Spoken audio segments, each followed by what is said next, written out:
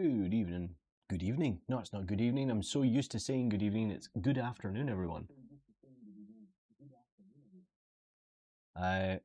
Okay, I've got to fix my audio here, so bear with me.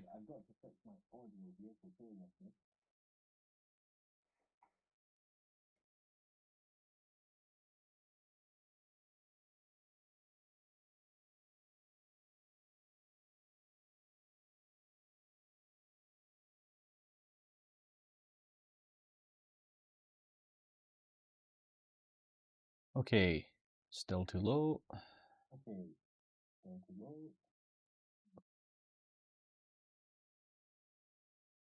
All right, folks, how's that? We should be into the yellows now.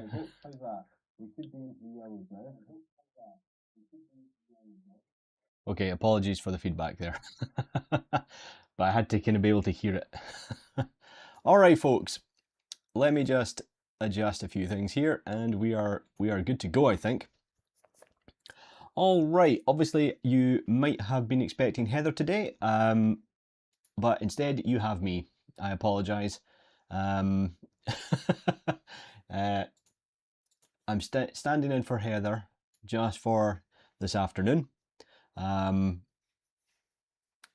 I hope you're okay with that. I popped in and heard you twice. I'm sure you will. Yes, you will have heard twice. Okay, folks. So this is a bit impromptu. So what I'm planning to do this afternoon is just work on the Elder Brain that we've been working on previously. However, if anyone has any queries or questions or anything like that, feel free to fire it into the chat and we can maybe have a little bit of a look at things. All right. So yeah, there we go, folks. Let me just load up the Elder Brain. But as I said, fire any kind of questions or queries or anything you might want to see into the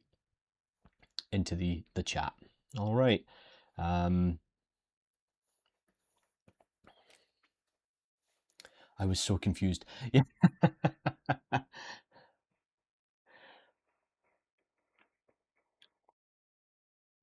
right, let's see where we're at.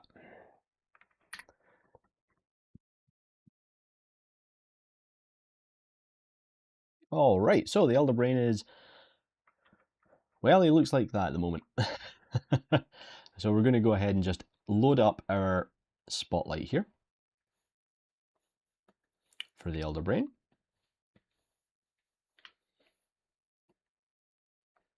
And there we go. Okay, folks. Well, we've made it to the second half of the week, so I hope everyone's looking forward to the weekend, and that your week has been going well so far.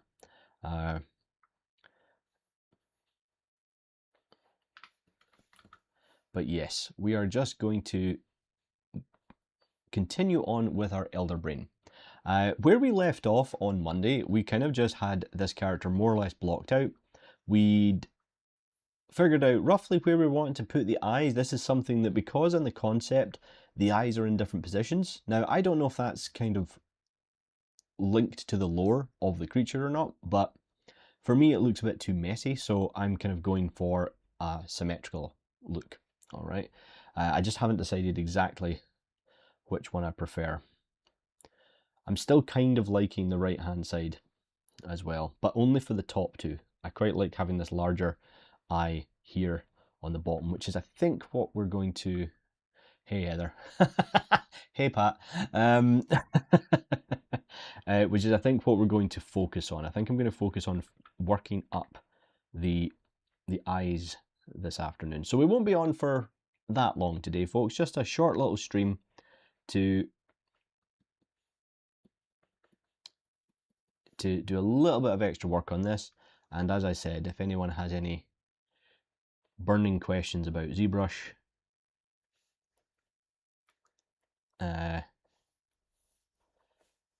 then you can ask away.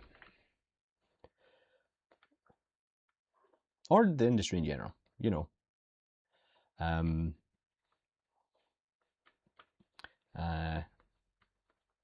Although I am having had problems this morning when I was doing my own some freelance work, is that I keep losing pressure sensitivity in ZBrush.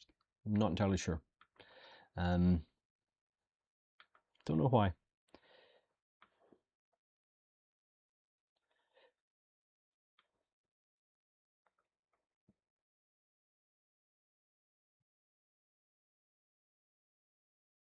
So yeah, so let's get some better shapes going on. Again, not wanting to go too far into the details. We're strictly sticking to our primary and secondary forms here.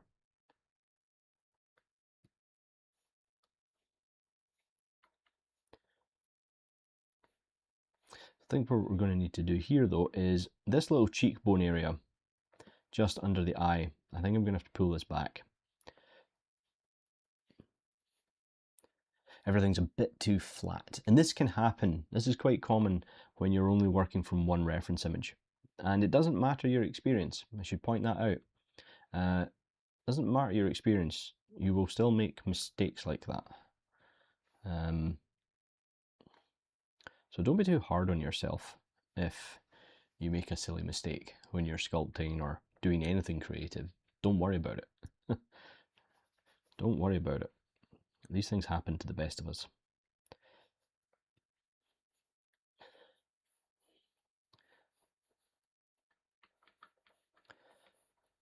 And I know I keep promising this. I know I keep promising that I'm going to get some actual music for everyone to listen to, so you don't have to listen to me rambling on, but I keep forgetting. Hey, Polly. Nice to see you here. Thanks very much for joining.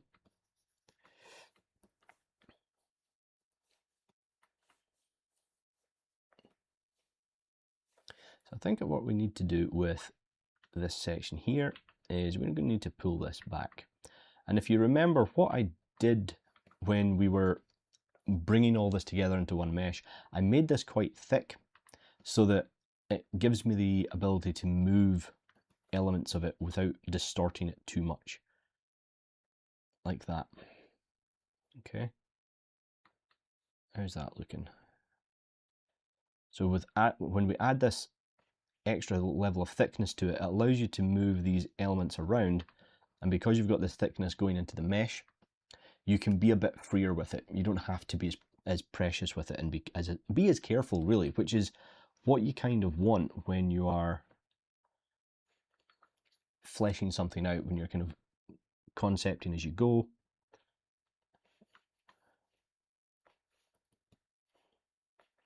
There we go. So let's also get some, let's grab our snake hook. And we're going to add, a bit hard to see here, but there is some kind of spikes just running up the head area here. So I want to get those in.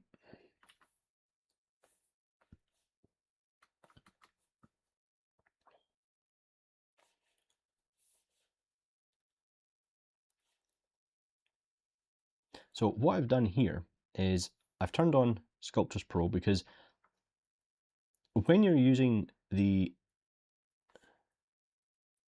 snake hook brush, you're technically not giving it a fair go with your mesh, because it works best when Sculptris Pro is enabled, because we're able to dynamically adjust all of our topology and our form as we go. So as we're pulling that part of the mesh up, Sculptris Pro is adjusting the topology as it goes, so that we can create a nice kind of sharp, nice form of a shape.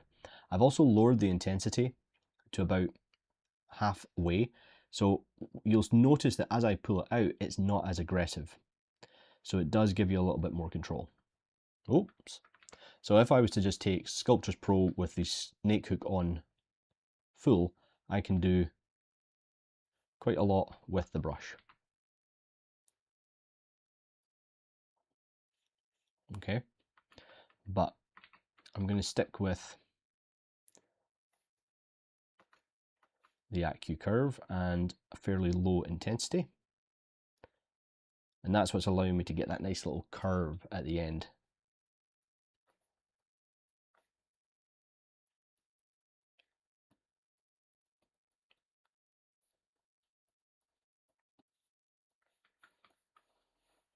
Oh, we're quite busy today. Excellent.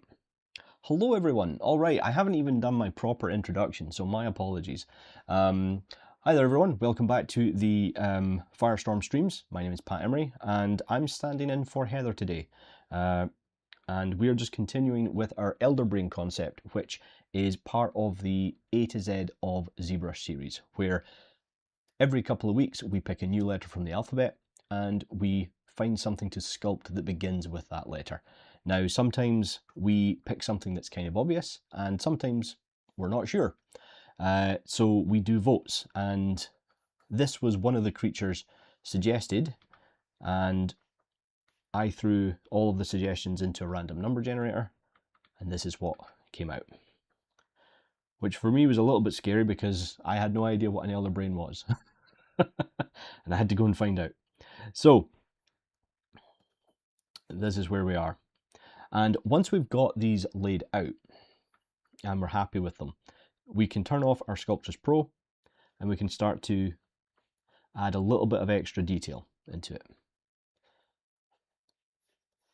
Neither was I, Heather, neither was I. I was not expecting this to come up. I was kind of hoping, there's something called an elephant fish. And if you don't know what that is, do a little search for it. You won't be disappointed. I was kind of secretly hoping to get the elderfish, but not elderfish, the elephant fish. Oh God, an elephant fish and an elder brain, put them together. That's a creepy concept.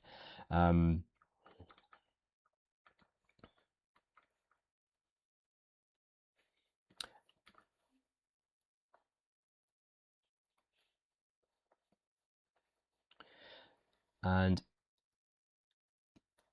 oh, forgot to turn on Sculptris Pro for this bit.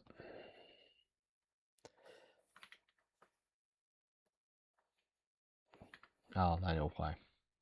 So, something to be aware of is that certain brushes in ZBrush will not work with either Sculptris Pro or Backface Mask, okay? And if you try and use them together, ZBrush is going to give you a little warning. So for example, if I take my cleanup brush or my clay brush here and I turn on Sculptris Pro, you'll notice that,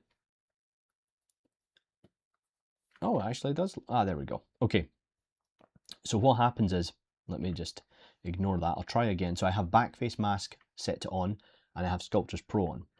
When I start to sculpt, oh, wait a minute. Oh, there we go. Okay, it took a little bit of a while to kind of catch up to what I was doing. But what ZBrush is actually going to do is it's going to automatically turn off any auto masking that you've got depending on the brush you're using. So just be aware of that. And if you use one of the move brushes, you'll notice that you won't necessarily be able to use Sculptris Pro with some of them. You will with some, but not with others. Okay, so just be aware of that. But with the snake hook brush, that's the one you want to be using. You want to be using Sculptris Pro with your snake hook. There we go. All right. And part of me would potentially want to kind of copy this section here, but I'm not going to do that. I think I'm just going to make some more kind of custom spikes coming out the top, like so. And we're using this concept generally as a reference, okay? We're going to try and get really close to it, but I'm not too worried if I decide to do something extra to it, okay? Have a little bit of extra artistic license and just add something that I think might look quite cool.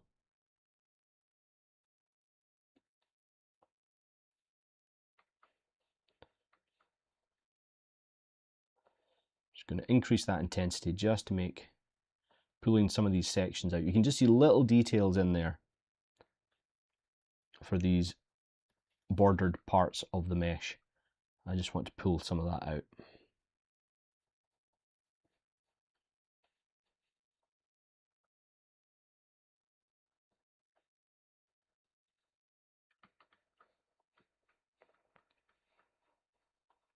And remember as well, we don't have to start, you know, you don't have to just use it as pulling elements out of Sculptris Pro. Remember, Sculptris Pro can be useful for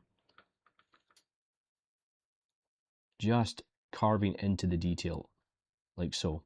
And if you have a mesh that's particularly high res, say a Dynamesh that you've maybe went a bit too far with, remember that the larger the brush you use with Sculptris Pro, it's going to give you that ability to lower that resolution dynamically, okay? Give you a little bit of extra leeway. Because remember that whenever you're working in ZBrush, if you tend to go a little bit high with your subdivisions or your Dynamesh, you run the risk of, and if you do it too early, should I say, you run the risk of creating lumpier models, okay? Because there's so much topology that when you're sculpting, it's very easy to do, okay? So just be aware of that. And again, if it happens, it happens. Don't worry about it, all right? These are just mistakes. It's kind of part and parcel of learning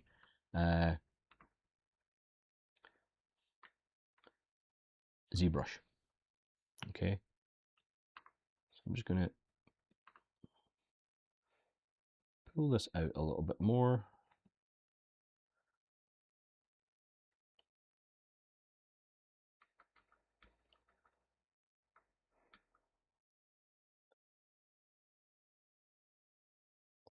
Okay.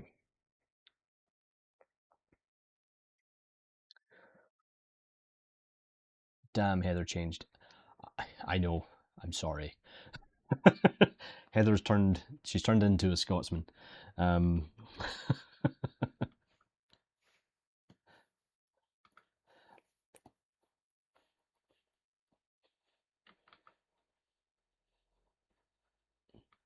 Hey Holly, good to see you. Thanks for coming along. Thank you for coming along. I hope you're doing well. So at this point here, I'm actually just starting to make things up at the back. I'm trying to follow the design language that the artist has put in place here, but I am starting to make a few elements up.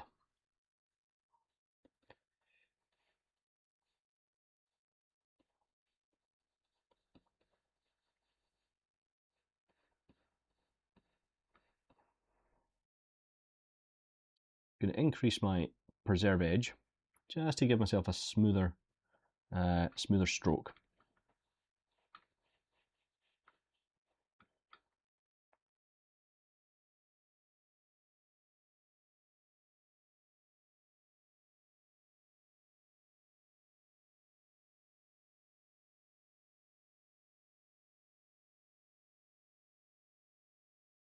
We'll grab our AccuCurve with either our Move or our Move topological brush, really doesn't matter. Just working when I noticed you were streaming, so a rare chance to watch. Thanks, Holly. Yeah, it's a bit of an impromptu one today. However, folks, I will be streaming from 2 o'clock from next Monday. That's going to be my new time slot here on Firestorm. So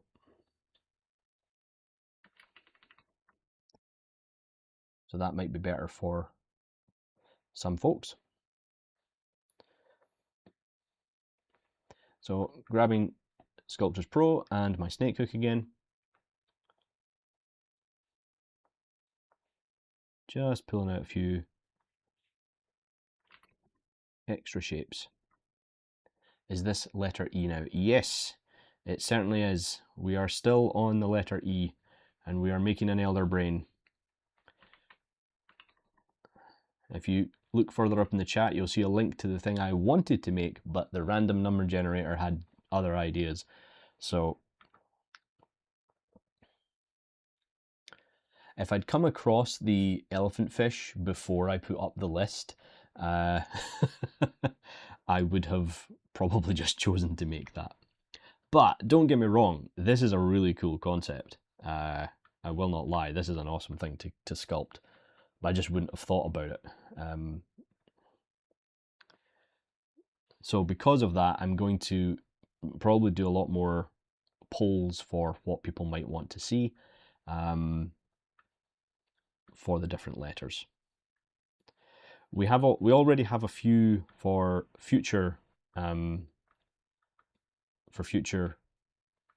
streams. So I think L is already taken up. K is also taken up. So is M. So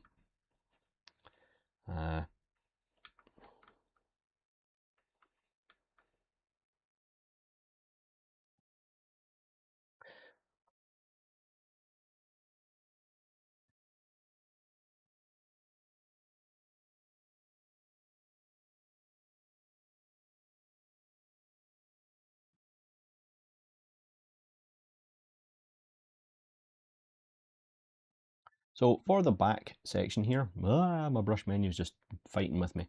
We're going to continue this design language, the horns, and we're just going to keep that coming.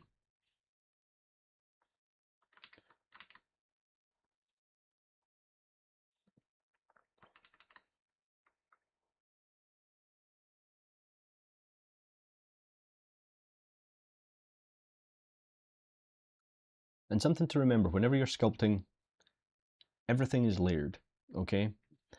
Never expect to just be able to sculpt something and have it be perfect the first time, all right? Because all you'll do is disappoint and frustrate yourself. So have an expectation that it's not going to look great the first time that you either sculpt something or when you're just trying to get something to look right, even if you've got reference and you're copying from that reference.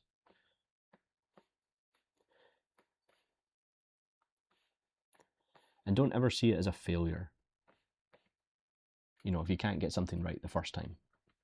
There's a great quote, and I'm a bit cringy with my quotes, so I apologize, folks, but this is it's just who I am. There's a fantastic quote that says that as long as you're learning, you're not failing. And that's something to hold on to when you're doing something new, or you're just trying to kind of level up your skills. I've been doing this now professionally doing this now for almost 20 years, and I am always learning new stuff. Always learning new stuff every single day. I learn new things about Zbrush, I learn new things about Maya. It's a never ending.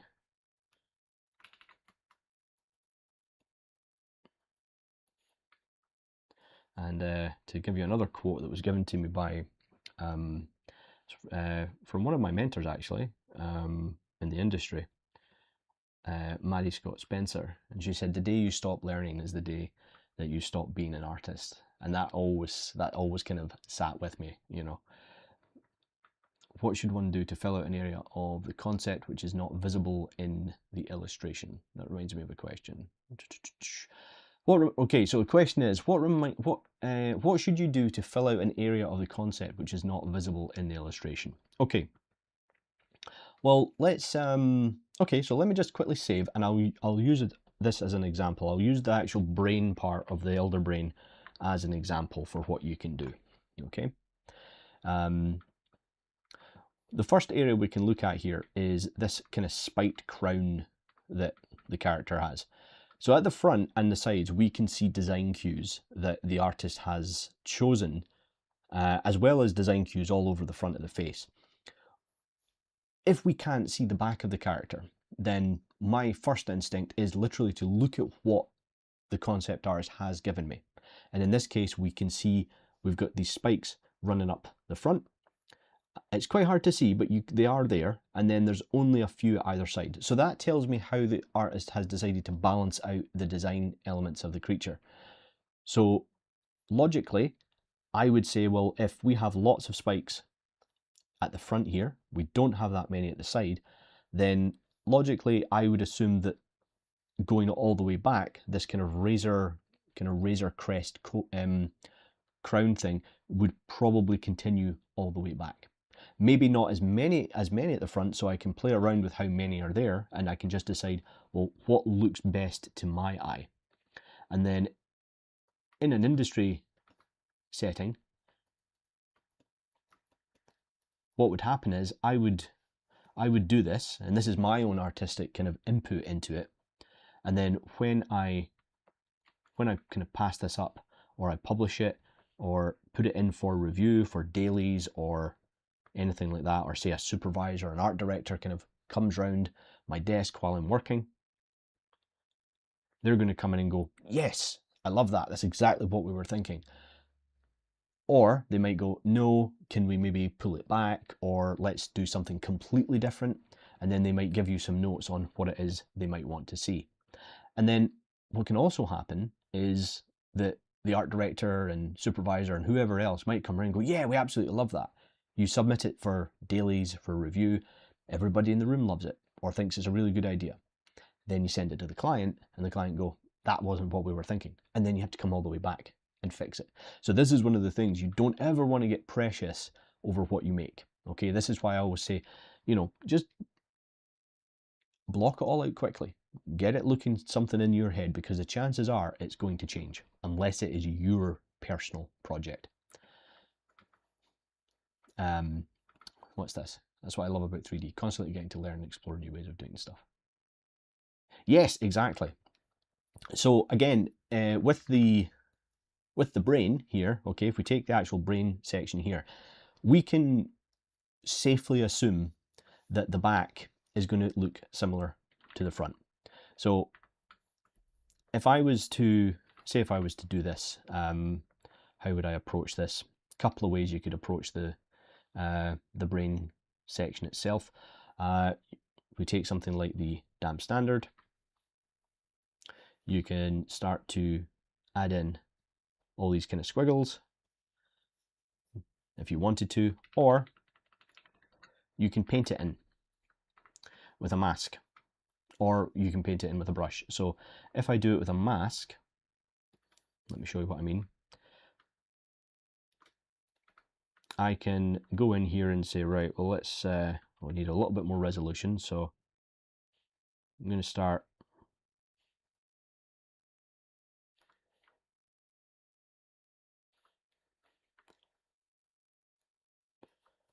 adding in some elements here, using the mask to adjust how I want this to look. Again, it can be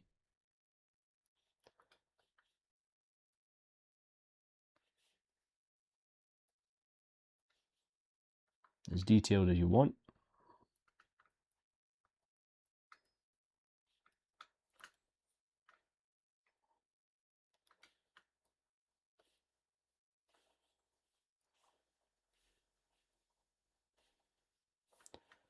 And you can either copy exactly what the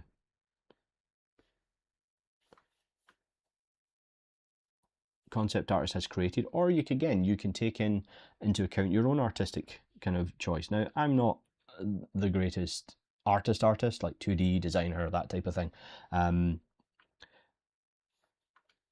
I have really just become a sculptor, an interpreter of other people's work. Okay, so I rely on better artists to create artwork that I can then copy. So what I'm doing here is just adding in some elements really quick. And I'm just using this as an example, and then I'll probably come back and do this in a bit better detail.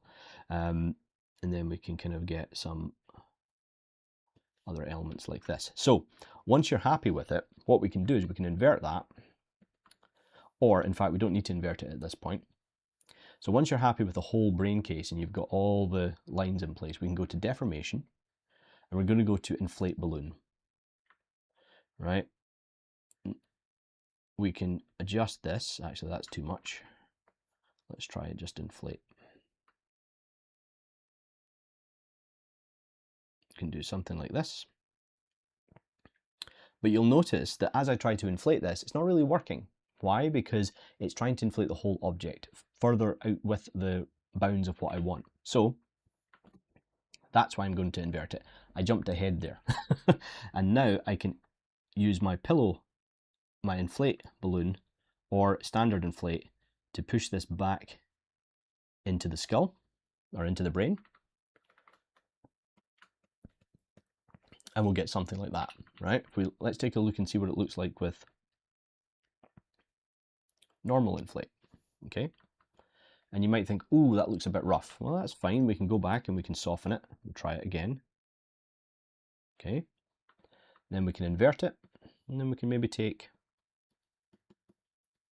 inflate brush and we can work into it a bit there.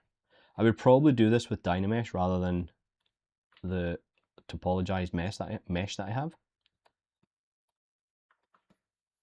And then we can soften it back. Okay, but I'm restricted by my topology at this point, so I would probably want to change this over to a Dynamesh. But that's kind of how I would approach something like that. You can, of course, as well, if you don't want to use the masking tool in Zbrush, you can just paint with a paintbrush. So if I fill the brain object here with white and then go into black and start painting,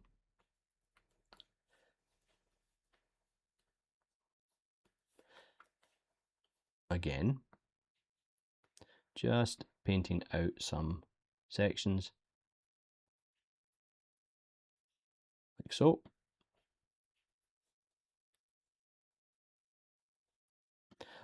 If you go into the masking options in your tool palette, you'll notice that we have a bunch of different options for masking. You don't just have the standard control. There's a whole bunch of kind of cool features here.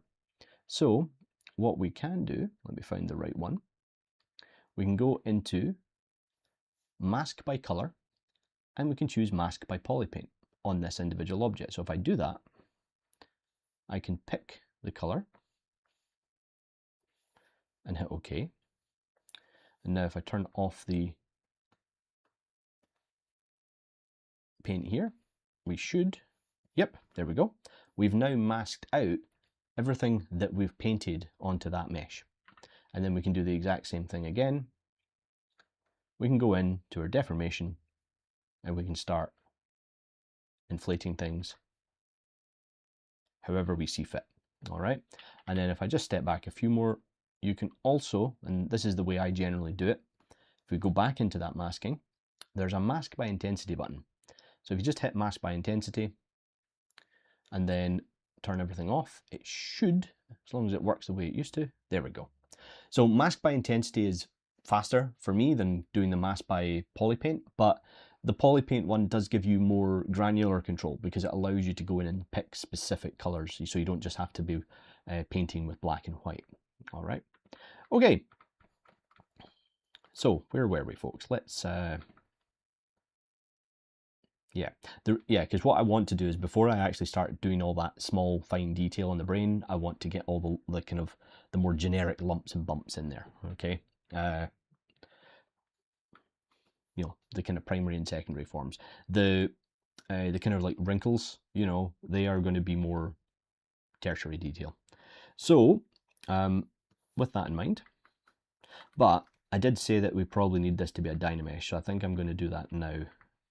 So we're going to delete lower, delete higher, and then we're just going to go into Dynamesh, grab the picker, and then we're going to ignore what the picker said and increase it just a little bit and hit Dynamesh. There we go. We'll do a mirror and weld. Make sure that it's a symmetrical Dynamesh, and there we go.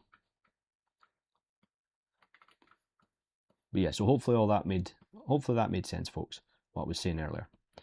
Right, what do we want to do? Let me see here. What I'm going to do, I think, is, it's going to look really boring, so apologies, but we are going to have to straighten out the tentacles a bit before we start sculpting them. I mean, technically we don't, but this will just make our lives a bit easier. So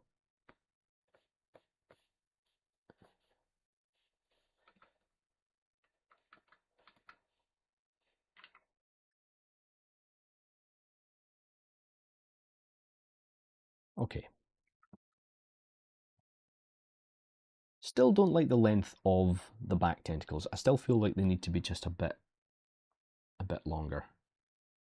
And it's more about, even though the character isn't in an interesting silhouette at this point, I still want to make sure that it's quite obvious, that it's got a really obvious kind of silhouette.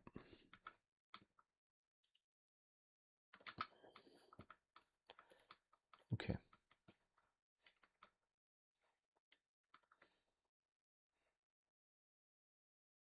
And a quick save.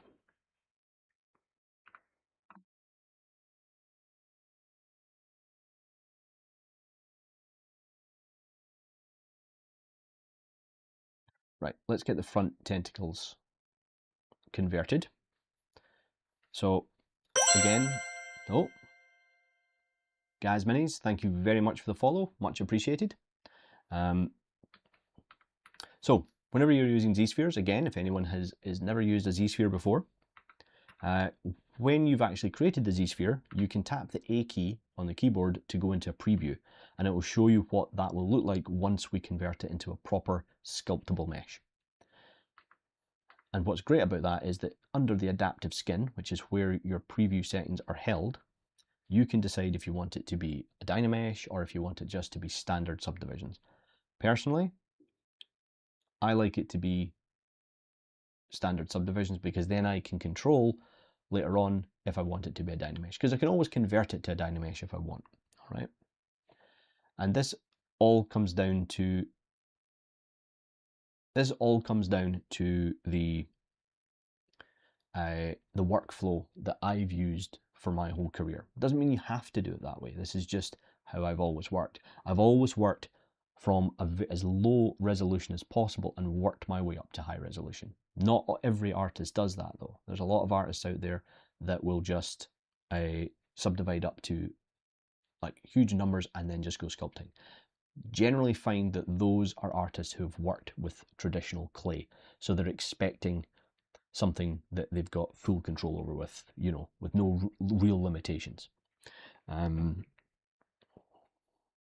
But once you've done that, we can choose if we want the density to be 1 or 2. Oops, what have I done? I broke something. There we go.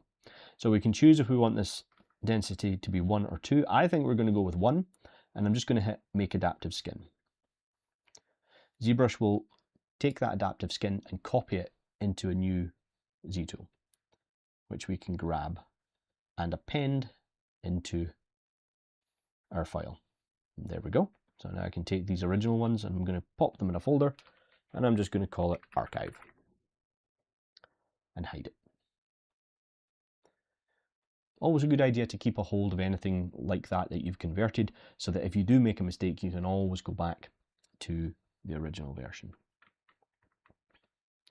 So now that these are in place, I can get rid of the bit that I don't need, which is going to be these sections here. Delete hidden, turn on double, and you've got two options here. You can simply use the close holes command, or you can go into ZModeler and close the hole that way. Okay, so I'll show you both. Because I know I'm going to end up Dynameshing them into the head anyway, I normally just do a close holes like that, and it will just find the most efficient way to close that hole. It's not topologically, doesn't really make a lot of topological sense, but it works and you'll never see it, so it's not a big deal. However, if you do need to close the top of a hole, I would, and it's got to be cleaner, I would do it with a ZModeler. So if we grab the ZModeler brush, hover over an edge, hold down the space bar, and this is going to pop up a whole different set of edge actions that we can use for our mesh. I'm going to choose, but by default it'll be on insert. for inserting and removing edge loops. We're going to choose close, and we can choose if we want a convex or concave hole, leave it at default, and just click, okay? And it's going to give you the same topology as the close holes one, right? But if we go in and choose convex hole, we get a whole set of different options. So I'm going to choose circle, and it's going to give me this really clean version of the cap at the top. So everything now makes topological sense. And no, triangles are not evil. That's a myth that triangles are bad, okay? It's a misunderstanding that triangles are a bad thing to have in your mesh, okay? Now, depending on where you put that triangle, that's different, but that's for another day. That's a discussion for another day, folks, okay? All right, so now that we have this in place, I can start sculpting it. Now, the end of these tentacles have these kind of cool little sucker thing. I'll add that later. I just want to get the corpuscular nature of the tentacle. So we're going to use inflate here. I'm going to lower the intensity of the inflate and just tap the top of the mesh just to kind of widen it a little bit. Then I'm going to take my move topological brush and just start tweaking the shape ever so slightly. And actually, I'm going to pull up some reference of squid tentacles. Because there you go. This is something that, you know, again, we were talking about learning new things. I'm about to learn what the anatomy of a squid tentacle looks like. You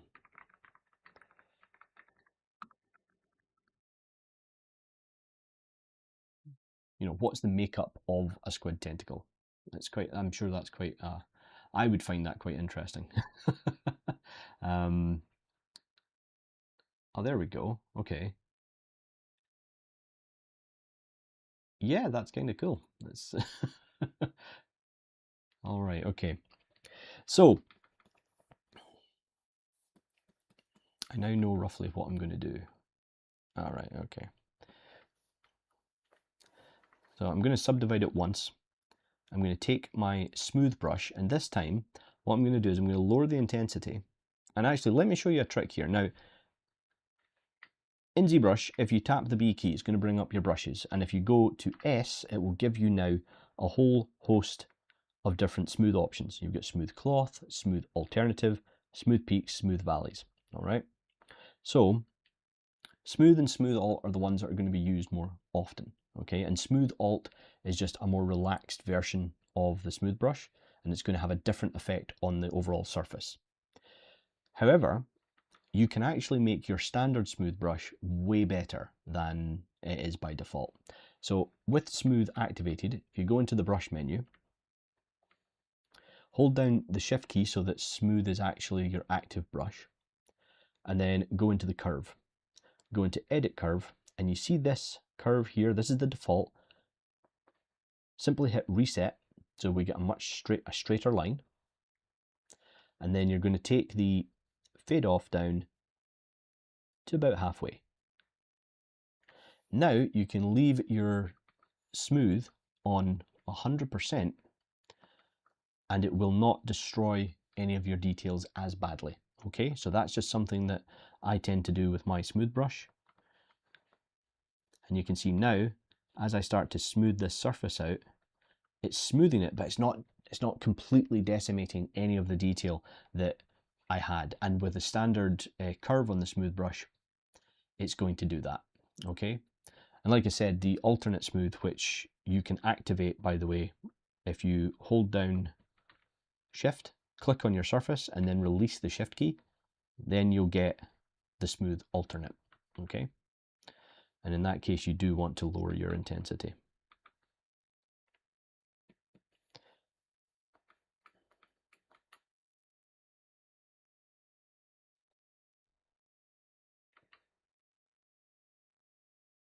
There we go. All right.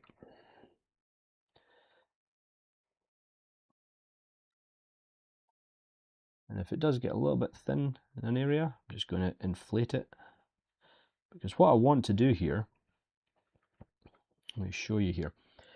It looks as though we have, you know, the tentacle isn't completely cylindrical. Okay, it's kind of, you know, 3/4 of a cylinder.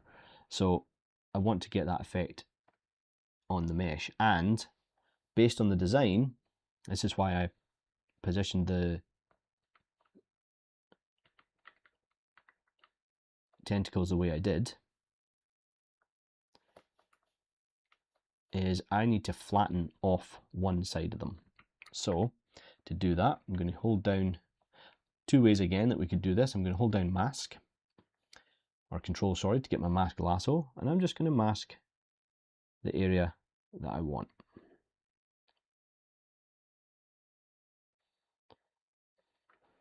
Like so. See how that looks? Looks good to me. I'm going to invert that.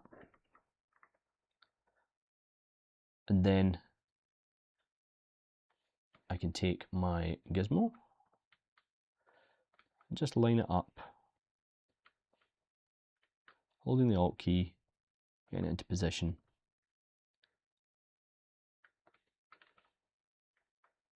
And I can move it back ever so slightly, like so. Like that. And then scale it in a little bit. And let's take a look at that. Not bad. Okay. So, next thing I can do as well is, see, that's not actually as clean as I wanted it to be, but that's all right. I can live with that. Because what I'm going to do next is I'm going to take my trim dynamic brush and I'm going to kind of clean that up a bit more. And for this, I'm going to, I should have done this before, but what I should have done is delete one of the tentacles, right? So that it's a bit easier for me to get in there and work. But Zaddy ing Ostum. Okay, thank you very much for the follow. Much appreciated. So now, I'm just going to use my trim dynamic to sculpt this down and get the nice shape that I want. And obviously you can make your life way easier by just creating a cylinder completely straight out and then flattening it down and sculpting it to the shape you need and then pose it later on. But where's the fun in that when you're watching a stream and you want to see me mess up? That's the fun part of it. It's like, right, let's see how fun this is. Let's be a bit more chaotic when we sculpt. That's what we want. Who wants to kind of, you know, let's be exciting, you know, let's not be boring about it, you know. Now, what has happened there is that we've lost a little bit of the volume in our brush, in our tentacle. So that's all right. We can go back with that. And we've got our mask still, and I'm just going to make sure back face mask is on. And I'm just going to use the inflate brush, nice low intensity, and just build up that form. Like so. You'll notice as well, when we looked at it from the side, we're missing a little bit of it. You can see this is bad. I've done a bad job there, but we'll fix it. As I've said, everything is fixable. And also maybe I wanted it to look bad. Who knows? Who knows? So, now that we've got that, I'm going to clear the mask and we're now going to fix some of the shape. So, I grab the move topological brush.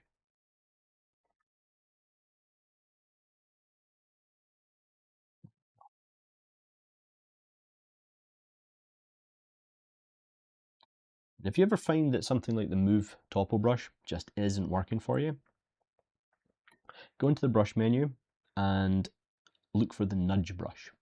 Okay, does exactly what it says on the tin. It's a very gentle move brush and will let you quite literally just nudge little elements that just aren't really working. Oh, what have I done there? Did I Oh, I didn't have symmetry on. Oops. Oh well. We'll just have to mask one out, go to deformation, and choose Smart Resim.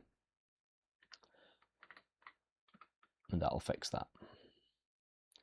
And then what I'm going to do is I'm going to take the whole tentacle, lower the intensity of my inflate brush ever so slightly, and just inflate the whole thing at the bottom. And as long as the brush size is big enough, you won't damage any of the work that you've done.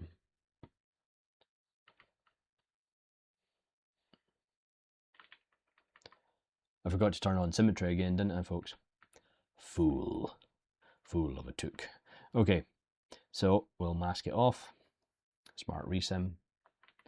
Invert it. Smart Resim. There we go. Right, symmetry's back on.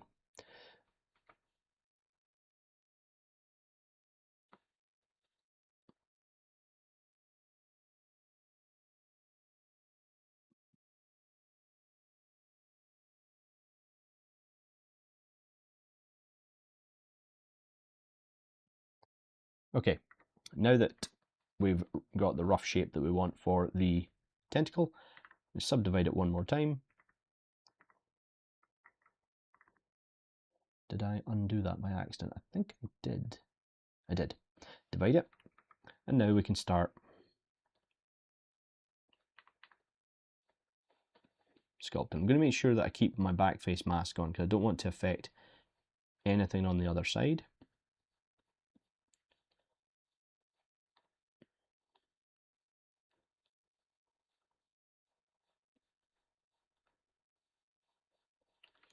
And again, I don't want the tentacle to be just a boring tube. I don't want that. I want it to look like it's actually got something going on inside.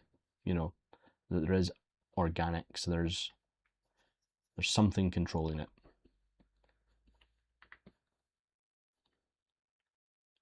So I'm going to take I think at this point though, folks, I'm now going to delete one of them.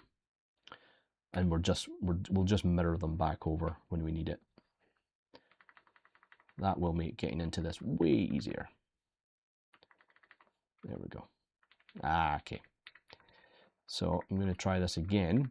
Sometimes when you have a symmetrical object in ZBrush and you want to delete one half of it and there's subdivisions involved, it's generally a better idea to freeze or delete your lower, okay?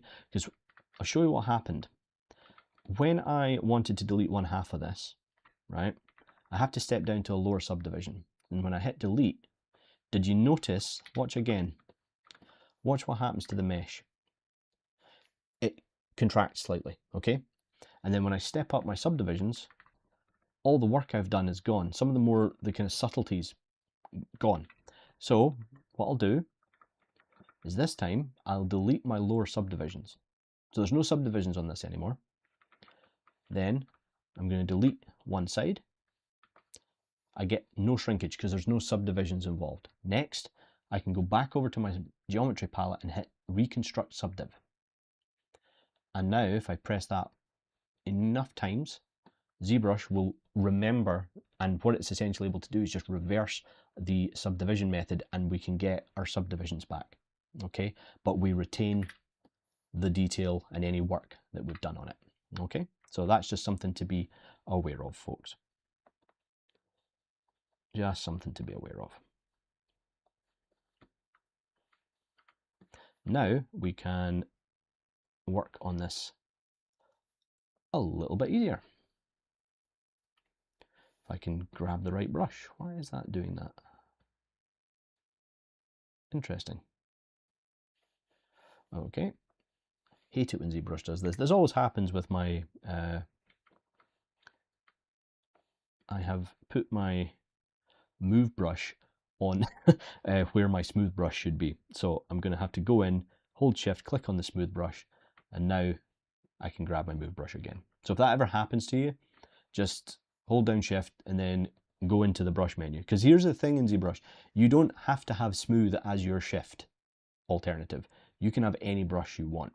So if you are working with the palette, like a cleanup brush or a clay brush like this, and then I want to really quickly switch to dam standard, I can choose dam standard from the menu. So now when I hold shift rather than smooth, I get my dam standard brush. So I'm able to be sculpting away and then go, I need to get in and make a thin line. And I can hold shift and I get that. But I have no smooth anymore, okay?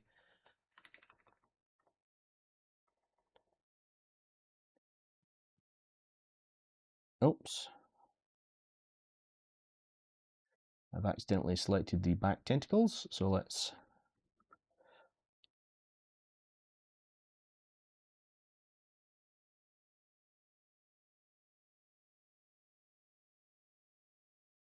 Okay, well, let's put that back to smooth, because if I'm being honest, I don't work like that. I prefer the smooth to be always on shift.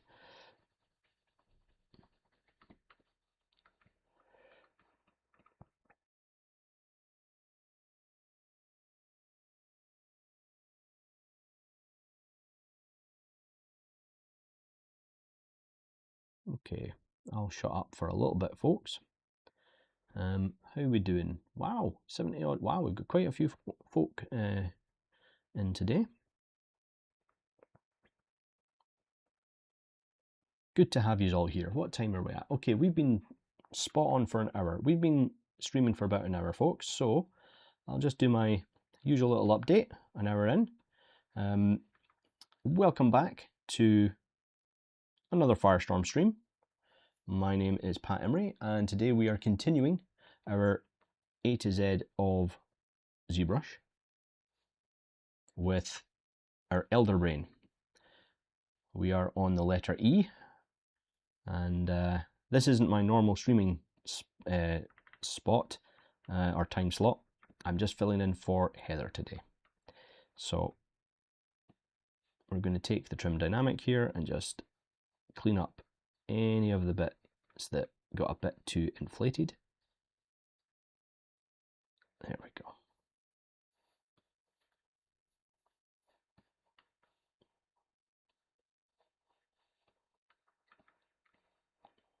And what I'm going to do is here, I'm actually going to draw in a guide for myself. So I'm going to take my my standard brush and just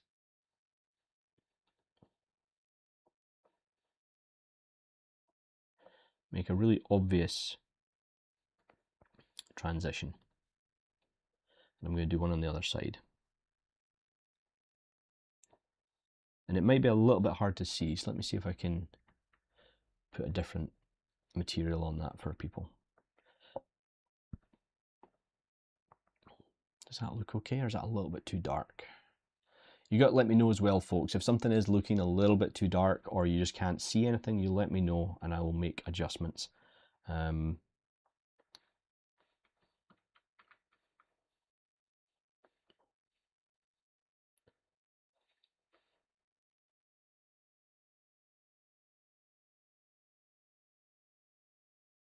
we go.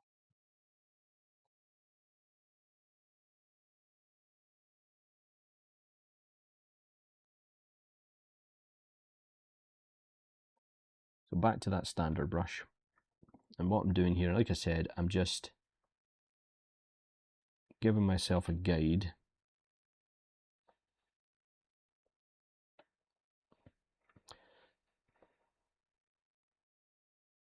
Like so.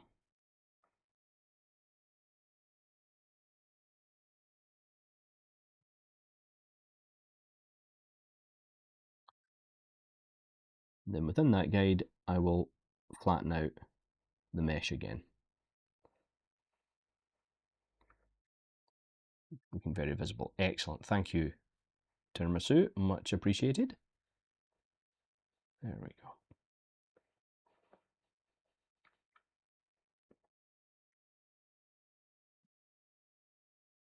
And also, if we grab our dam standard here, before we get into the kind of the nitty gritty of the detail, I'm using this lower section here. Let me get the magnifying glass. I'm using this lower section here because we can see a nice transition where there's kind of obviously a nice bit of detail in there, you know, from the main tentacle and then what looks like 2 rows of suckers, but I'm using the left hand side as my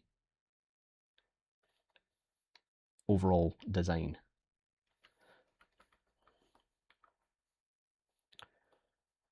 Because we've got like a single row of suckers to about here, and then we get the full one. So I'm going to just indicate roughly where that starts, just on the inside of area, like that. And I don't need to go all the way down the tentacle for the time being, but I'm just putting in an area at the top. Again, just as a guide for myself. And again, you don't have to, this is not a way you have to work, this is just something I find much, much easier when I'm doing things. It helps keep me focused. All right. That's blocked out enough apart from one little bit at the front here. So we're actually going to mask that section. And I'm going to pull that out. There we go. That's better. So we will do our mirror. And I'm going to duplicate these just in case and put them into my archive folder. And then we're going to take our character's face and the tentacles and we're going to blend them together. So we'll do a save. And then we're going to do a merge down. So we'll merge down and Hatman Gaming 9, thank you very much for the follow. All right. So now that that's kind of roughly in place, see, I can never stop tweaking things. This is it's a curse, folks, it's a curse. There we go. Now that that's as one mesh, we will do our usual. We're going to go into remesh by union. My apologies, it needs to turn off symmetry. This is something, whenever you're doing a remesh by union, turn off symmetry. And then go into remesh by union. Make sure that it gets everything in the right place. And then hit accept. Always check before you move on that it has actually worked. The follow button is such a jump. That's really smart, I wouldn't have thought of that. Thank you. The follow button is a jump scare for me. It used to be for me as well. I'm more used to it now, you know. I'm more used to it now though. But yeah, make sure that you've got everything in the right place. And again, you'll know that you've had a successful union because you've got these triangles along the border of the two meshes. And then rather than Dynameshing straight away, we are going to use Sculptris Pro. Got to go to school run, Pat. Thanks for the stream. No worries, Holly. Enjoy. Take it easy. Is it really that time already? Oh, it is. It's 3 in the afternoon. And now what I'm going to do is I'm just going to use... Oh, still got auto masking on. I keep turning that on. My apologies. So I'm going to make the brush fairly big. And if you're not aware of what Sculptris Pro does, I'll leave the wireframe on so you can actually see it in action. You'll see that as I paint over, it'd be good if I had symmetry on, folks? If I tap over that area, what was once two meshes kind of combined as best they could, we're now starting to naturally blend together, just over that border. And the reason I kept the brush size fairly big is so that I can kind of match it with my Dynamesh. So it just works and it's a bit cleaner. And I'll just do a bit of an overlap. And there we go. And the reason we want to try and keep that consistent is so that when we smooth it, we don't get two glaringly different levels of surface finish. So now if I take turn off Sculptris Pro, now I should be able to just smooth it normally and it'll blend together. And now we can actually start to really get the detail in, because now we can start to have it naturally connect to the head So everything starts to work together a bit more, like so.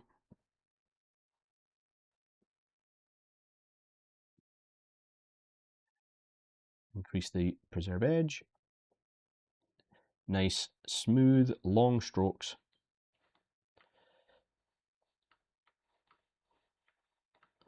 Start bringing that together.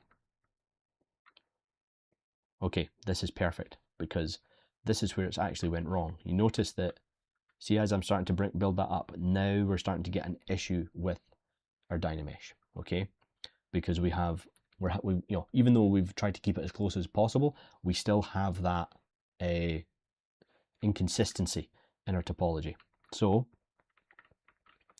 I'm going to take the Sculptris Pro and I'm going to tap down, just using the smooth button. I'm just going to tap down most of it. It's not going to change the surface, and if you want to, you can actually turn off Z-add when you're adding this, and you'll be able to safely add topology without affecting or smoothing out your mesh. Just don't go crazy with this because ZBrush will crash, because I mean, the thing to remember is that what ZBrush is doing here, even though it looks kind of simple, it's not. Dynamically changing topology like this on the fly, praise to the developers, that's all I'm saying, because I guarantee that that could not have been easy. Not that I'm not a software developer, I don't know, but I can't imagine that that was an easy thing to do.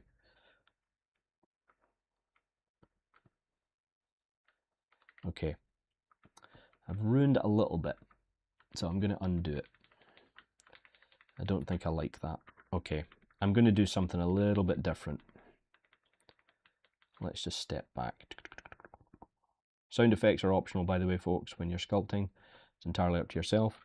What I'm going to do is turn off Sculptris Pro, and I'm going to do something else.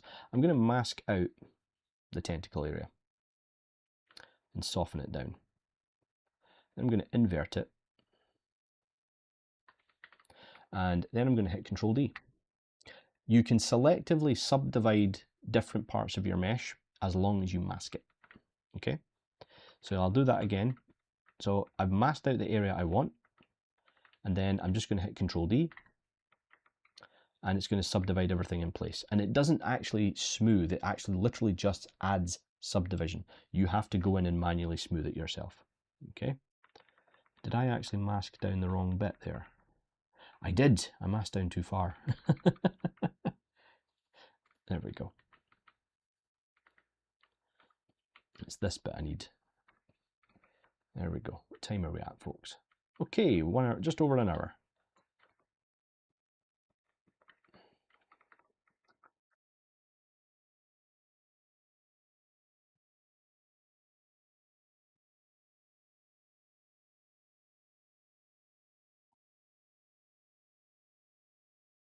Now, when I smooth, you see I'm getting a much better consistency of the surface. And remember, I've edited my smooth brush so that I'm not losing much of my detail. So I'm keeping a lot of the shape that I've already put in earlier on. I'm still able to smooth out the surface.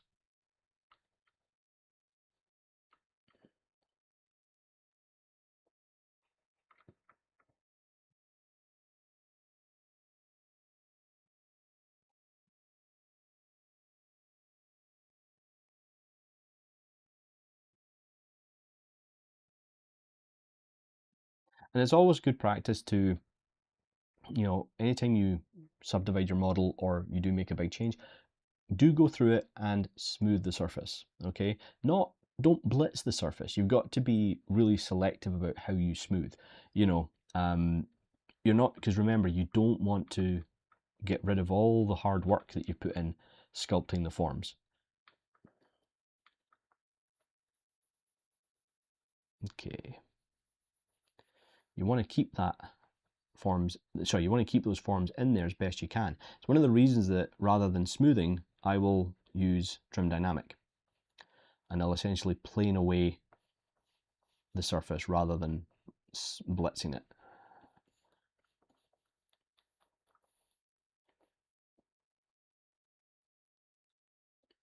Okay.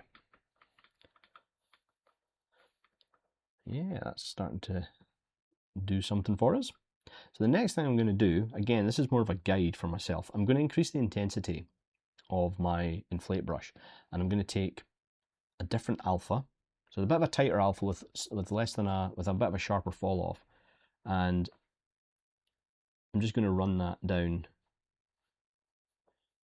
where that guide was, and you can see that's instantly making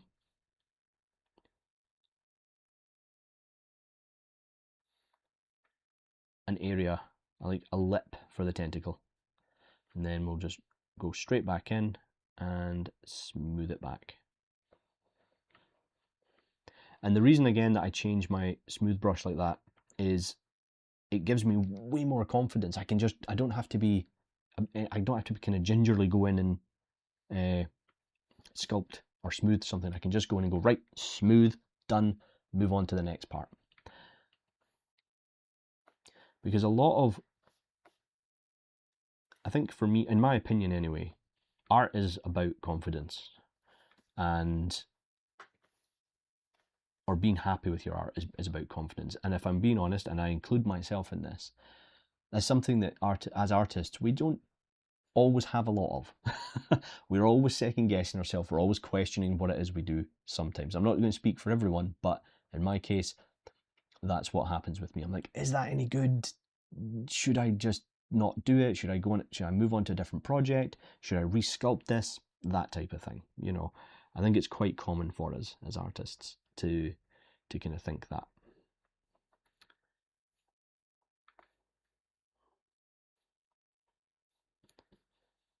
So you'll remember at the beginning, I wanted to move this.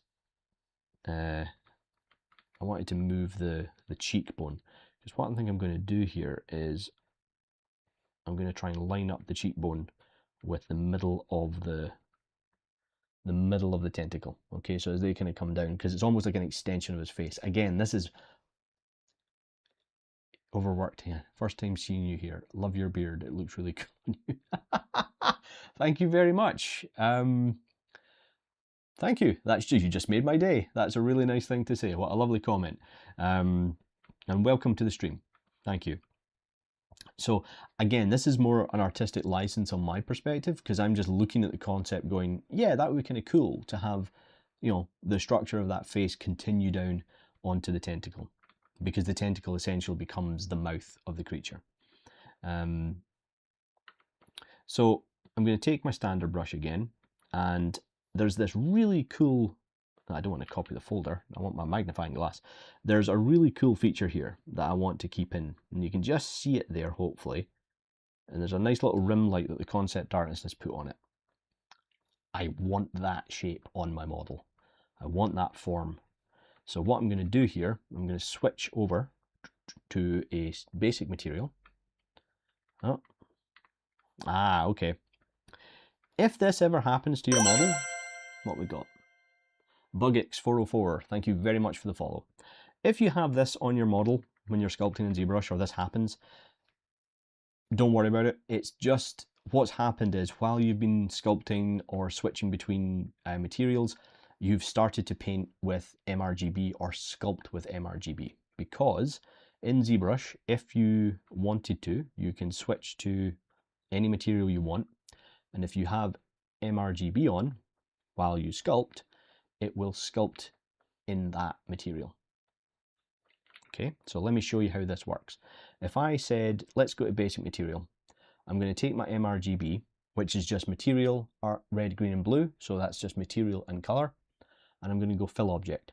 Okay, so now this face is filled with the basic material and a white color, which is going to allow me to then take the paintbrush, choose a color. You'll see that any object in I was about to say Maya there, any object in ZBrush that changes color when you change the color swatch, it isn't filled with any color. Okay, it's like an active model. Okay, you can change the color at will. But if you filled the object, it will stay, it will retain the color that you filled it with, which allows you to then go in and start painting. Like so, okay? But maybe you don't want to paint with the color, maybe you want to paint with a material. So I'm going to choose M. And because, again, we've filled this object with the material and a color, I can pick, okay, let's just take the monster clay again. And as I sculpt, now I've turned off Z add so I don't affect my model here. So what I'm basically doing is I'm painting with the material. And then if I switch it up and go, you know what, I want to do a reflection map on the inside, well, we can do that too.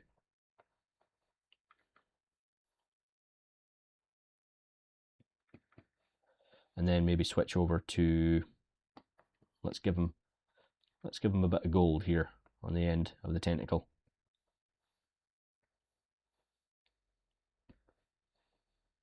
Like so. You may find a use for this, you may not. If I'm being honest, one of the things I used this for when I was learning Zbrush was when I was learning anatomy. And I would essentially sculpt different elements of the face with different materials. So what I mean is, well, hang on, let me just fill this. Let me just fill this with basic material, white, and fill object. There we go. So we're back to where we were. So let me just save this and I'll show you an example of what I mean, folks.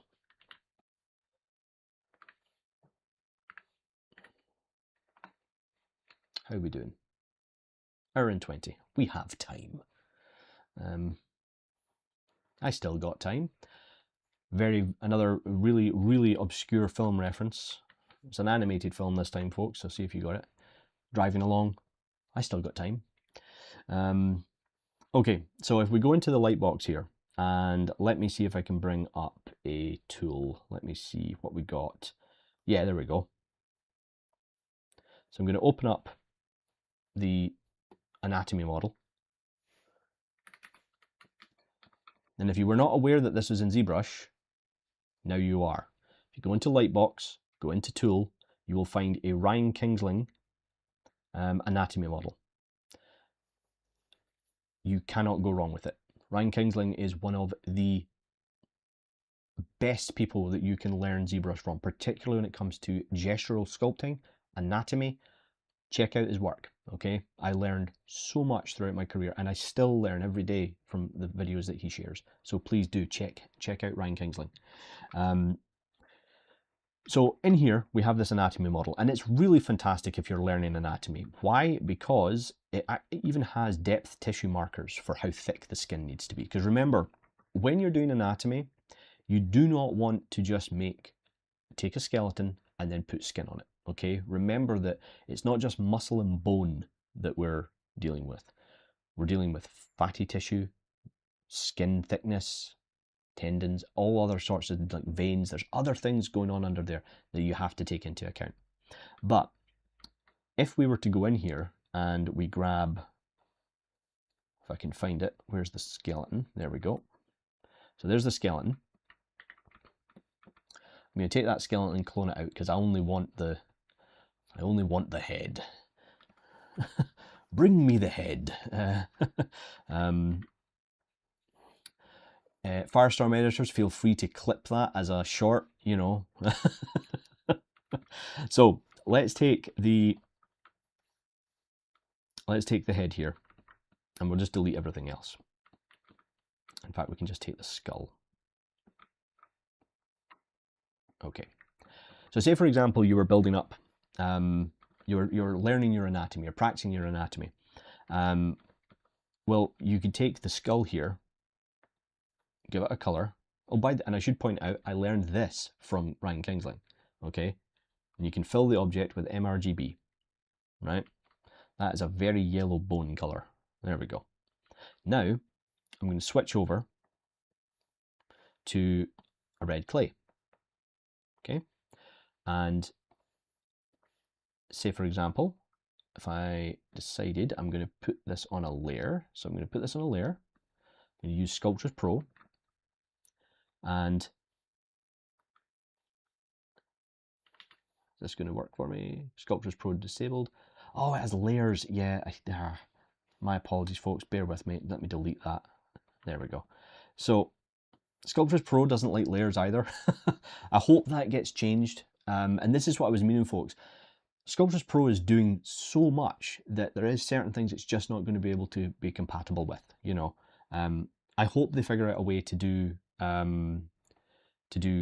Sculptors Pro on layers. I hope so at one point. But anyway, as I was saying, so say for example you wanted to start building up some of the anatomy on the face. Okay. And then, but now you can do it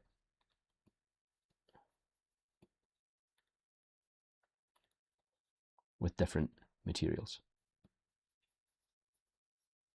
Okay, so I'm just filling this in just as an example.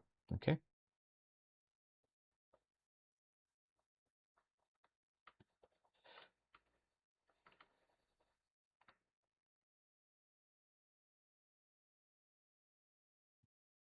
Now, obviously, not everything's going to work because we would need an actual solid, mass for the master muscle. But this gives you an idea of what I was meaning. So you can then go in and say change. If you wanted to change it up to, again, well, let's pick gold again.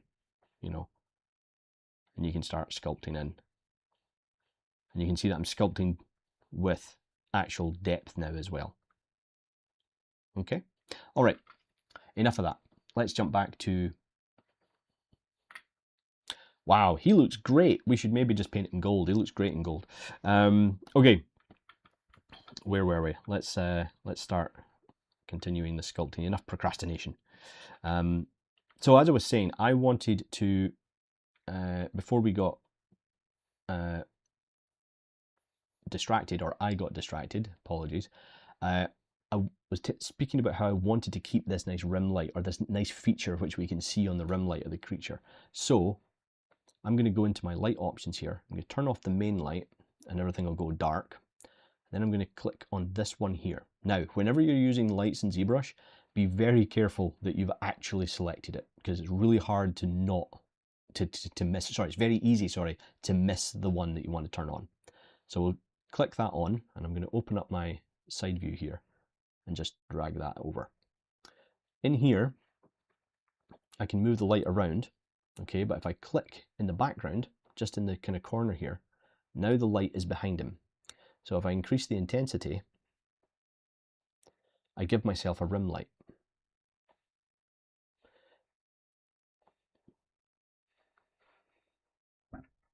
And then if I go back to my original light and turn that on, now I have this nice rim light around my model. And this can be really useful when you're sculpting, because you're trying to make sure you keep the form in place. And ZBrush does have, or can be very contrasted when in its viewport. So it can sometimes be kind of hard to see certain elements of your model. This will fix that, all right? And now I can see, just hide this, there we go. I can see how that's working. I can see where the form is going, and I don't like it. So I'm going to resculpt this area here. Turn off my mRGB.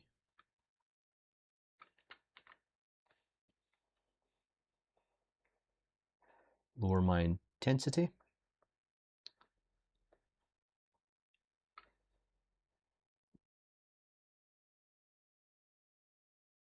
And I want to bring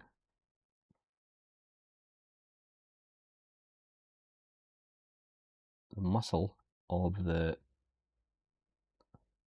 tentacle up and into the face, okay, because it's going to go back and into the rest of the head. And that's what's going to give it that believability, that there is actually something connected, there's something helping push and control these large tentacles of the face.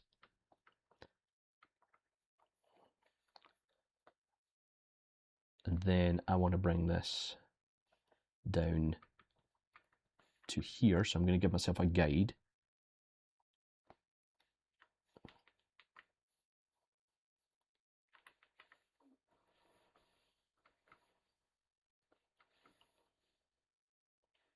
So we want that to come out from there. So let's actually just mask out that area there. And this is another thing, folks, problem solving. Problem solving is all part and parcel of this. And I've never sculpted one of these before, so I've kind of just got to think about it on the fly and as I go. And think, right, how am I going to deal with this problem?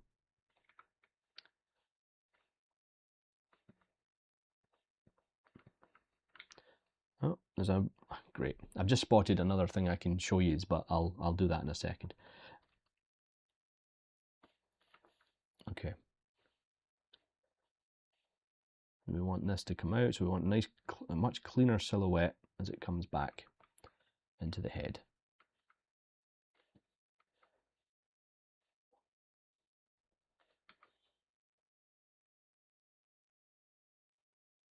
All right. Let's add a bit of volume now, just like so. There we go. See, that's all. I'm already happy with that. That's looking much, much cleaner. Much, much cleaner.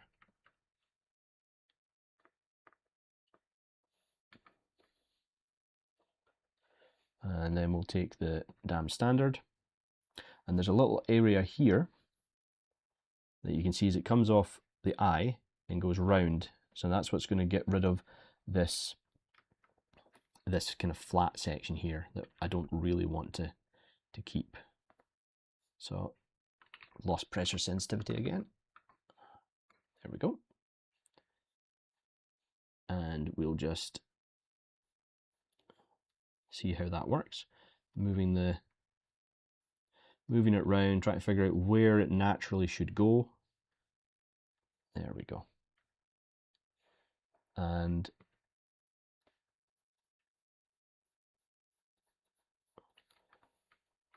all right.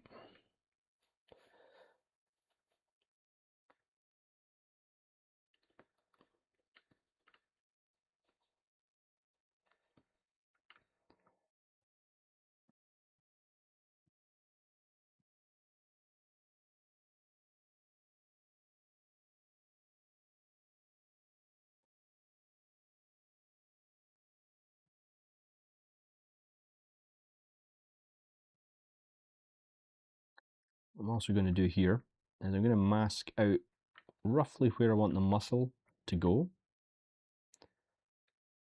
like that. I'm going to sharpen it off.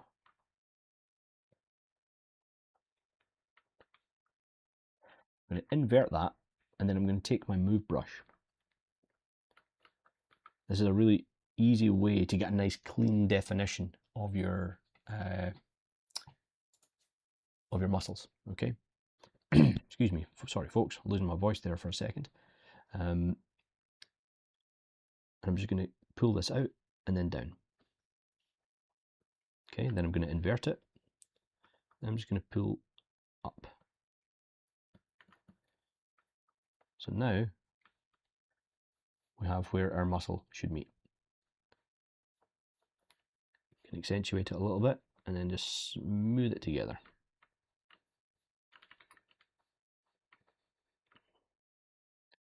Accentuate it with standard.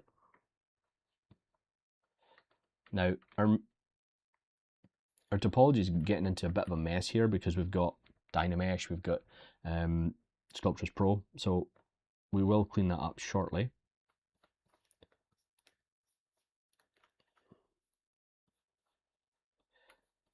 And also I'm having difficulty seeing the form here because of the lighting. So we're going to go back into light and turn off that rim light. And this here, this interactive light, is something that I would always recommend anybody put on their UI, because you should be moving your light around. Okay? Although mine appears to be broken, but that's probably because of the something I have done. But we'll ignore that for the time being.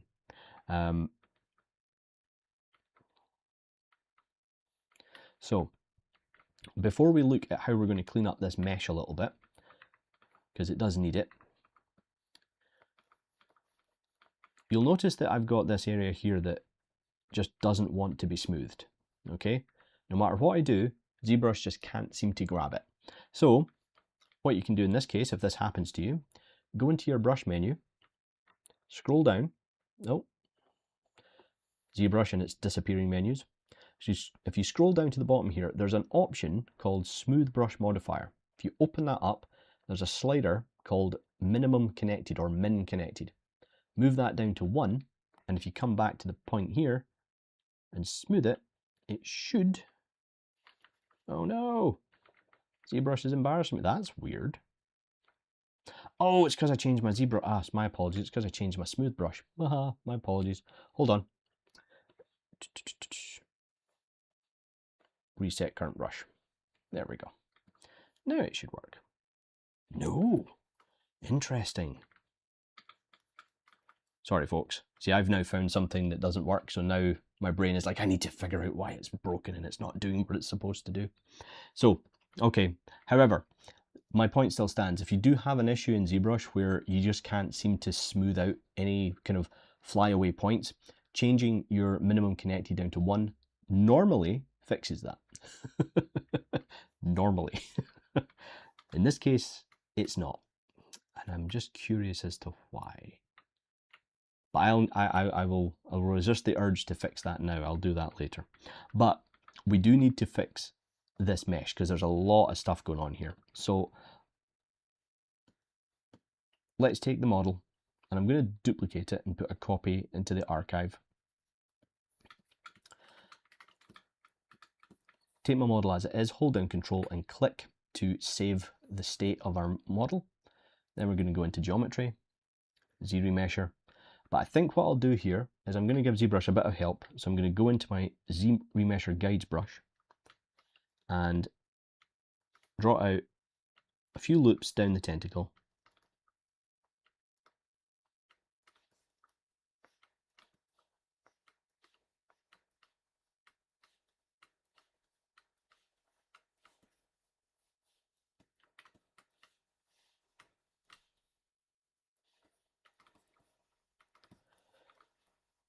Just to give ZBrush a bit of a hand with the edge looping. We'll just do that around there.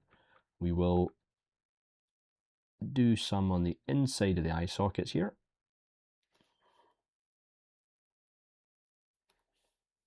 Oops, that did not look good, did it? There we go.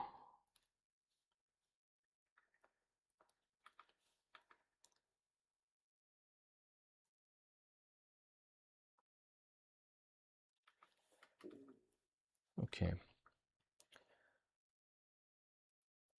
Let's give that a go and let's see what ZBrush gives us. Now, I'm going to change my settings to, we are dealing with about 200,000 points, so I'm going to go for a value of 10 in the Z-Remesher polygon count and hit Z-Remesher. Let's see what that gives us.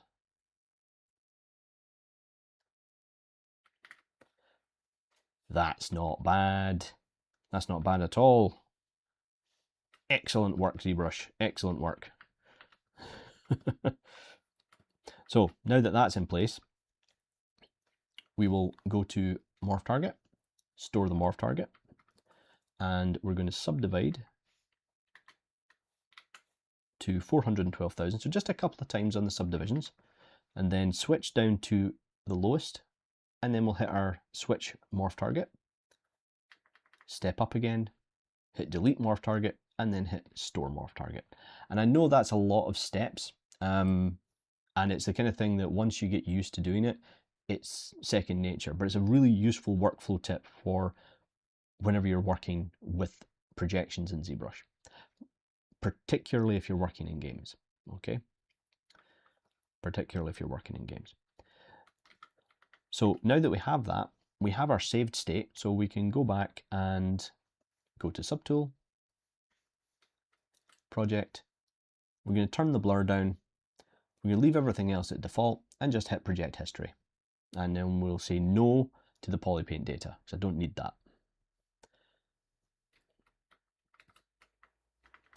So now, everything that we projected should smooth a lot nicer. There we go. So now we can go back in and fix our smooth brush again.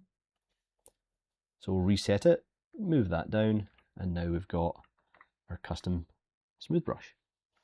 Why is that green? There we go.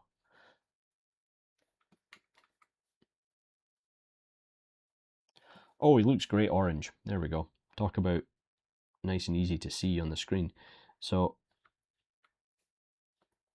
now what I'm doing, like I said earlier, I'm now going through and just cleaning up some of the areas that we've sculpted, getting rid of any of that faceting. But by changing my smooth brush to the way I did, I'm not making it look too CG. And the way I generally smooth is, I'm not, as I said, I'm not blitzing it. I'm not just smoothing the whole surface. I'm also re-sculpting over the form that I've created.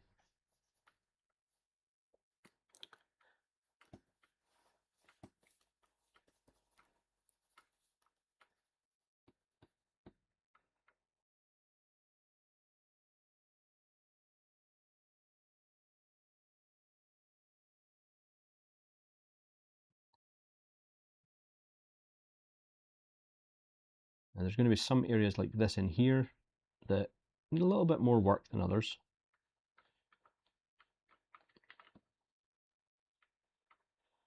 We're getting there.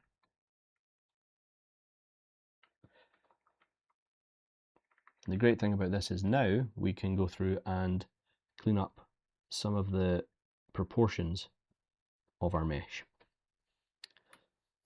Nice alternate smooth to relax the lowest subdivision,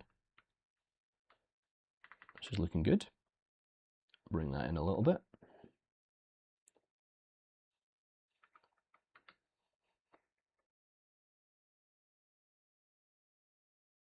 Right. Okay. Let's do a little bit of extra cleanup on some of these areas that I just very quickly sculpted in before. Because we can do that now because we've got a little bit cleaner mesh to work with. And I will occasionally go back and forth between Dynamesh and retopologized, even if it's just a Z-Remesh model. I jump back and forth between that constantly. That's just my workflow.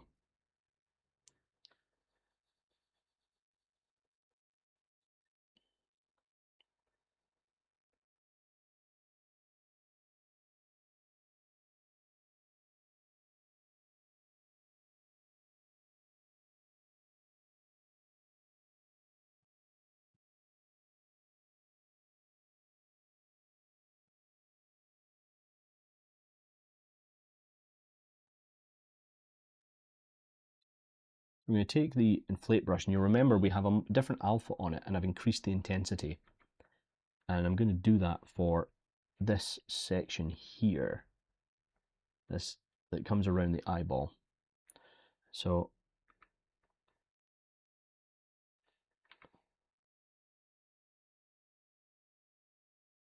let's see if we've got enough geometry to make this work.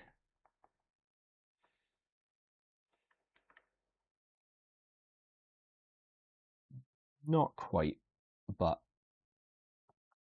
we can smooth it back a little bit so that we've got an indication of where that's going to go. We've got another one that comes up here to the nose. Yeah, so we're missing some geometry here. It's starting to get a bit faceted, but it's not too bad. It's not too bad. And then that can work into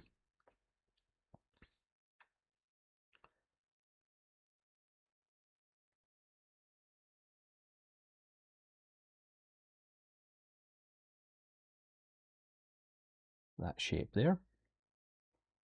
Grab our dam standard and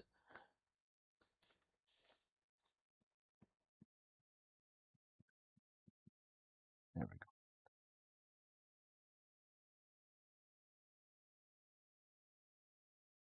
Because remember, we still have these sections around the eye, for the upper eye, that we haven't really done anything with yet. So they're going to have to be combined and then dynameshed and then retopologized all over again. But yeah. So let's bring back the rear tentacle so we can get a better idea of the overall shape. Again, still something bothering me about the back of the character. I feel like it needs to be wider. So let's see if we can spend the next little while trying to figure that out.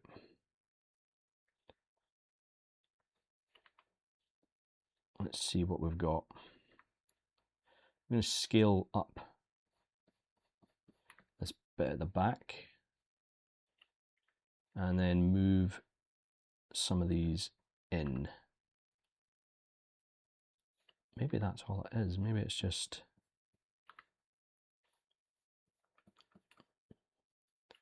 because I do have some shapes here in the kind of cerebellum part that I want to maybe bring out. Just bring them out a bit further.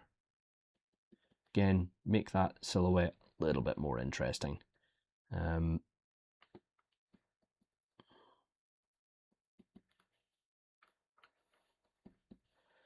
That's better already. Okay. So let's just go into our draw menu. I'm going to lower the focal length there. Let's have a look.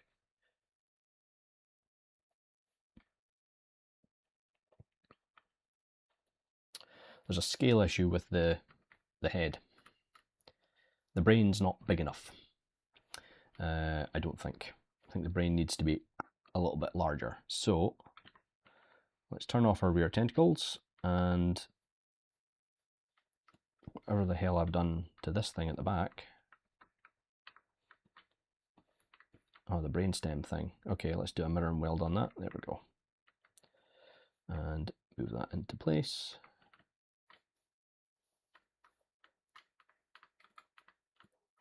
There we go.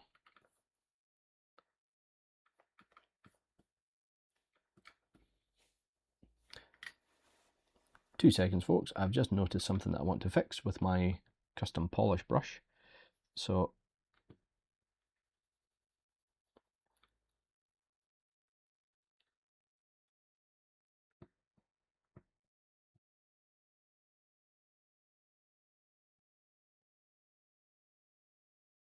just check. It was a bit too aggressive.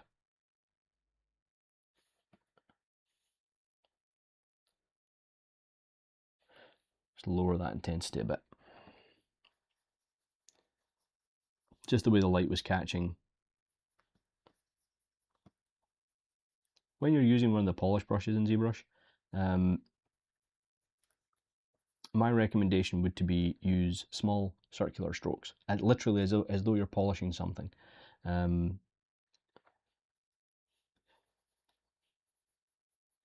get the look that you need. And you want to do it at very low intensity as well, because it can be, like you saw there, it can be a bit too aggressive sometimes. Okay, so let's do a save, and then let's take a look at the size of the brain. So let's save as.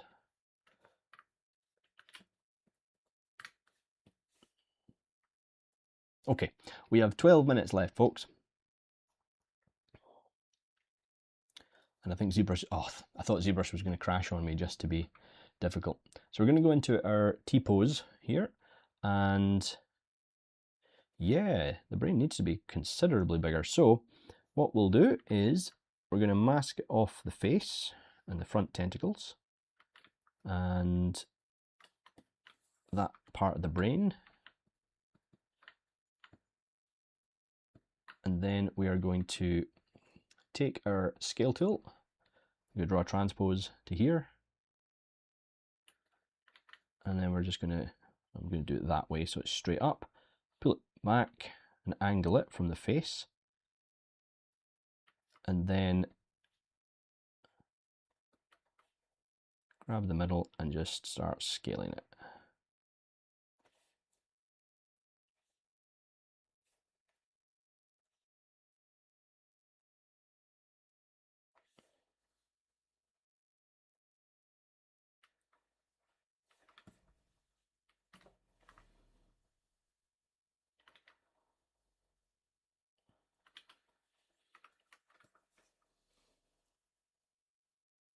That looks better to me. Okay. I'm going to keep that mask in place though. Make sure we've got symmetry on. I'm going to take the focal shift down just a little bit, just so that I can move things around.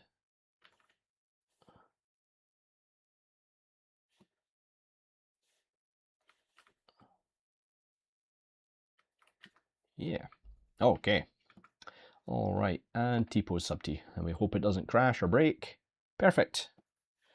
And I am aware, obviously, I've just also noticed as well the space here is too small, so we're going to do some proportional changes, and we just need this to be further up the head. So again, I'm going to mask off the face, soften it down, and then start pulling that further back up the head and just pushing it in.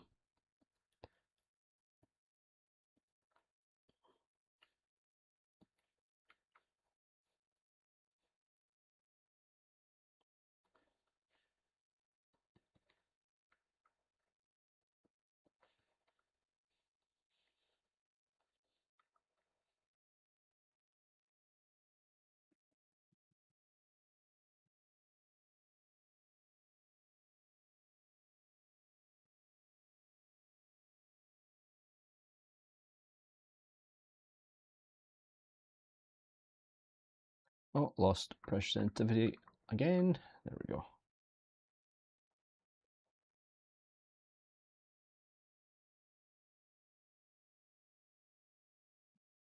Okay. It's not perfect, but it'll do for the time being.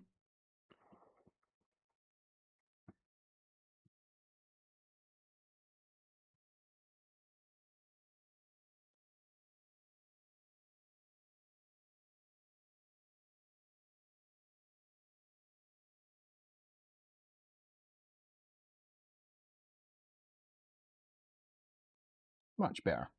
Okay. Oh, cancel. Don't want that. Where is my rear tentacles? There we go. Okay, that's starting to look more kind of what I had in mind. I feel that's working a bit better.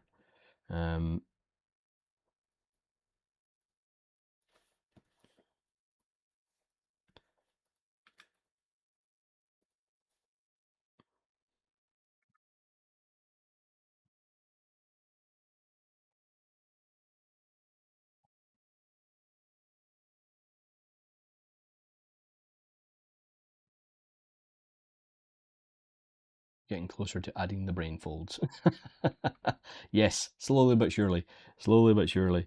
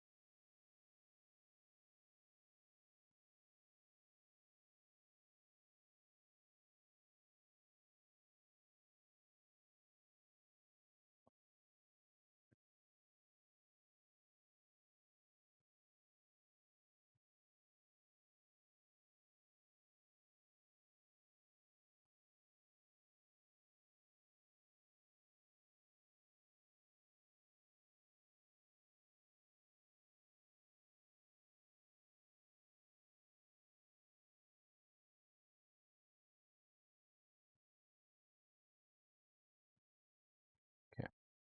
It's always difficult when you're working with symmetry like that as well, because it's really hard to kind of gauge sometimes. Sometimes you just have to break the symmetry to figure out if everything's working the way you want it to. So we will have to do that eventually for those tentacles. But yeah. All right, folks. Well, we're going to do a final save there, and we're going to call it a day. So yeah, we're going to call it a day. We'll save one more time, and we will be back next week on Monday for the third kind of chapter, if you will, of our Elder Brain. And again, we are taking this one a little bit slower just so that we can go through some more details. But I'd like to thank everyone else for coming along to this Firestorm stream this afternoon. Please be sure to follow us on all the various socials. You'll see them down in the banner. Okay, so until next week, folks, take care of yourselves, and I will see you all next week. Bye for now.